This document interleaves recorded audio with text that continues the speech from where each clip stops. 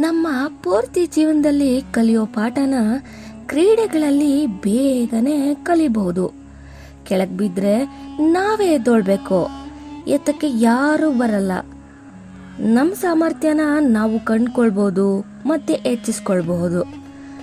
Compare ಮಾಡಬಾರ್ದು, because different age, different potential. ನಮ್ಮ will power increase ಆಗುತ್ತೆ. Even physically handicap have achieved their highest potential. ನೀವು observe ಮಾಡಿ, ಈಗ ಮಕ್ಕಳು ಗ್ರೌಂಡ್ನಲ್ಲಿ ಆಟ ಆಡಿದ್ದ ದಿನ ಎಷ್ಟು ಬೇಗ ಚೆನ್ನಾಗಿ ನಿದ್ದೆ ಮಾಡ್ತಾರೆ, ಕರೆಕ್ಟ್ ಅಲ್ವಾ? ನಮಗೂ ಸಹ ನಿದ್ದೆ ಬರುತ್ತೆ ಚೆನ್ನಾಗಿ. ಬಟ್ ಟ್ರೈ ಮಾಡಿ ನೋಡಿ, ಆಟ ಆಡಿ. Benefit for both physical and mental health. Social and life skills ಚೆನ್ನಾಗಿ ಕಲ್ತ್ಕೊಳ್ಬೋದು.